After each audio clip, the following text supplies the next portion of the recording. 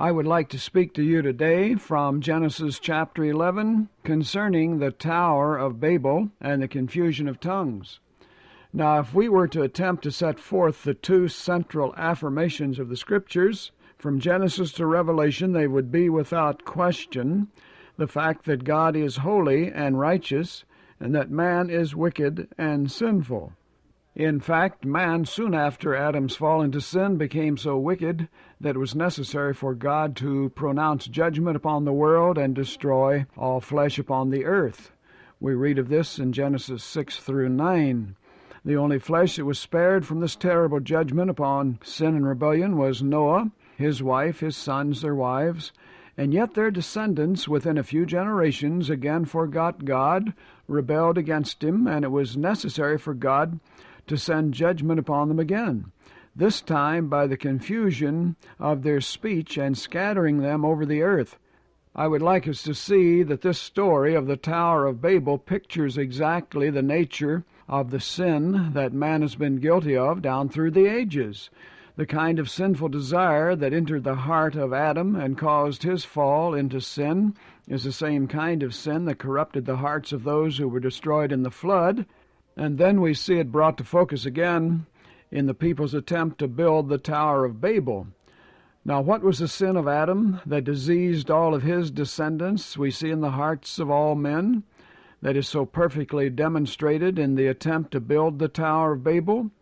Well, we can answer this question: what is the nature of the sin in all hearts from which we must be delivered, by looking at Genesis 11 and asking, why did these people want to build a tower? This tower was something like the shape and size of the Egyptian pyramids, except instead of having smooth sides, it had various levels or steps and a temple on the top. They saw mountains reaching into the clouds, and so they shaped their tower like a mountain for the purpose of establishing a kind of a figurative connection between heaven and earth. Now then, how does this attempt to build this great tower reveal to us the basic nature of sin which dwells in the hearts of all men? The nature of this sin is described in verse 4 of Genesis 11. And they said, "Come now, let us build us a city and a tower whose top may reach unto heaven, and let us make a name for ourselves, lest we be scattered abroad upon the face of the whole earth." The first thing we see about the nature of sin is reflected by their statement, "Let us make a name for ourselves." Now, man was created in the image of God to glorify God's name, but man's desire from the beginning is to make a name for himself. You see it today in religious circles, in the secular world as well. So we see here the pride and vanity of humanity, of the human heart. This wicked desire that men have for reputation and prestige, for popularity, recognition, self-glory, rather than wanting to glorify God's name, man's desire is to make a name for himself. Men, women, boys, girls, the uppermost thought in their minds is, "Come and let us make a name for ourselves." The builders of Babel said it. It was Pharaoh's purpose in resisting God to make a name for himself. They built their pyramids to memorialize their names. This was the sin of the kings of Israel. They rejected God and sought to make a name for themselves, establish their own kingdoms on their own names. This was true of the rulers of Babylon, Assyria, Greece, Rome, and so on. Not only is this the basic desire of the leaders of history, but this is a sin that besets all men, small or great, boys or girls, and so on. "Come, let us make a name for ourselves," is the basic desire. Take, for example, the boys and girls in school. They're not taught to prepare their lives with the end in view that they can be of service to their fellow man or to God, but their thinking is always directed toward being a success, becoming popular, being well known. Why, the motto in America is, "Come and let's make a name for ourselves." If there is one emphasis taught in the schools, the homes, the churches in America today, it is to build self-esteem. People are not taught today to learn a trade, a profession, or skills for the good of others, service to their fellow man, their neighbor. But if you follow this or that trade or become this or that and get an education, you will be a success in the world and make a name for yourself. The girls are told to dress seductively, to learn to dance, to know the latest tunes on rock and roll or disco, to become a cheerleader, to attend a charm school, so they'll be popular, be a success, make a name for themselves.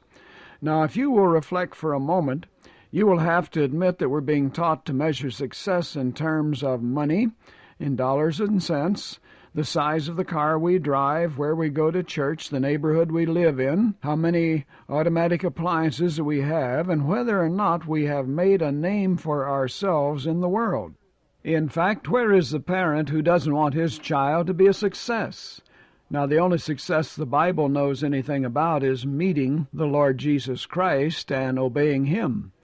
Do you not measure success in terms of making a name for yourself, being popular, accepted, well-liked, well-known, financially independent? Well, the world says you've succeeded when you can make a name like that for yourself. The basic sin of Adam was he wanted not to live for God's glory and honor His name, but to make a name for himself. The basic sin of those who lived in the time of the flood was to promote themselves. The basic sin of the Tower of Babel builders was the same. The cry in the heart of all mankind seems to be, "Come and let us make a name for ourselves." The mark of a true Christian, however, is his desire to forget self, abase self, crucify self, and live for Christ. Read Galatians 2:20, Matthew 16:24, Philippians chapter 2. Too often the troubles in the churches among Christians is letting this old sin of Babel creep back into their hearts, and their only concern is for themselves as individuals. Their interests, their future, their welfare is centered around themselves. But the first lesson a Christian must learn, he's no longer to seek to make a name for himself, but to promote the name of Christ. Anyway, your name has been changed. If you're a child of God, it is now Christian or Christian. You're to make that name known by your life and your testimony.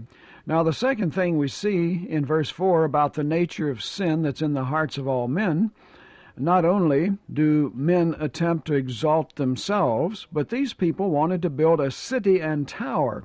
Now, why was this a sin upon which God pronounced judgment? They said, "Let us build a city and a tower, lest we be scattered abroad upon the face of the whole earth." Now, the reason this was sin is because this is in defiance of God's command to be fruitful, to multiply, and to fill up the earth. And God blessed Adam, this is Genesis 1, and said to be fruitful and multiply and replenish, or literally fill up the earth and subdue it, and to have dominion over the earth. In other words, God told Adam and Eve to multiply, to scatter, subdue the earth. They would have no fear. He would be their God. He would give them protection and security. But man's rebellious heart said, "No, let us put our trust in ourselves, our strength, our might, our armies, our walled cities, our great towers. Let us stay together. Let's build a city and not be scattered." Now we see this defiance illustrated on every page of history, how nation after nation has attempted to build its own security and trust in its own armed strength, the force of arms. David himself had to undergo a terrible punishment because of this very sin. He numbered the army, according to 2 Samuel 24, because he wanted to feel secure in the number of soldiers that he had at his side. America, the nations of the world, are not trusting in God, but in the number and size of their weapons, their army, navy, air force, even in their economic strength, prosperity. And so they have to build for themselves a Tower of Babel, an atomic stockpile that we're told is our security against any invasion from Russia or China or whatever. But this kind of security is a false security. It's a Tower of Babel, a defiance, a mockery to God. When you trust in anything outside the almighty power of God alone, who alone created, who alone can destroy or save or deliver, then you've built yourself a Tower of Babel that will one day be destroyed. Man's sin is of such a nature that he refuses to trust in God. He rejects God. He puts his faith in material things, in himself, in his own power, in his own abilities.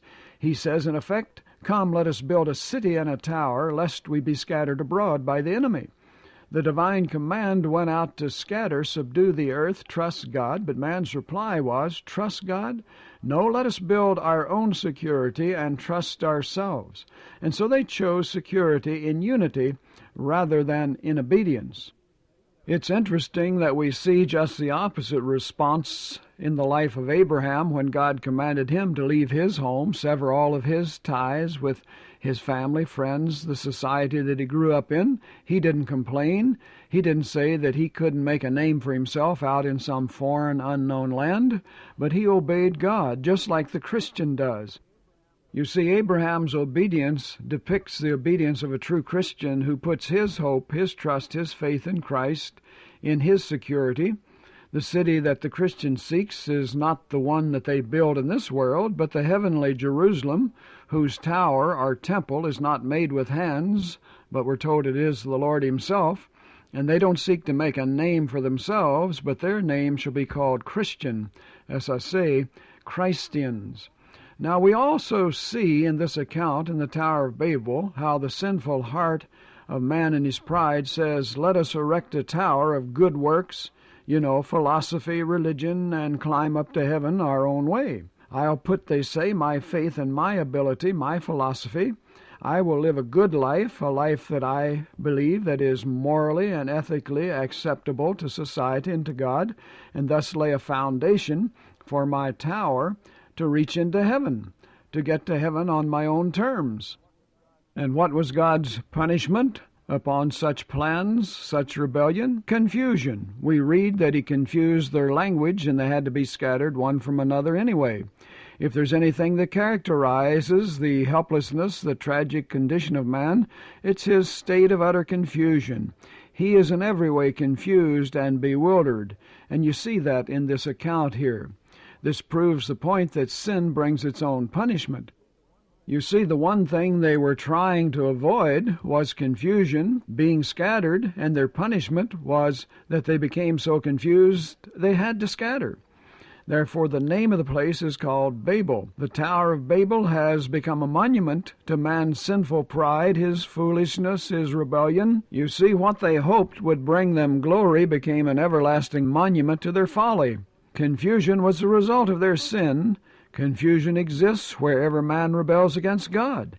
Confusion reigns in the world today in the hearts of sinners. Anyone would know that. The sinner says, well, I'm not confused. I know where I am, where I'm going. I understand the speech of others, he says. And yet the sinner's so confused, he doesn't know he is confused. No, sinners do not know where they are. They don't know who they are. They don't know where they're going. And they do not understand the speech of those who try to speak to them truth. You say that you know where you're going. Do you know where you're going? Without Christ, you're going into an eternity without God and hope, into eternal punishment, except you turn to Jesus Christ by faith today.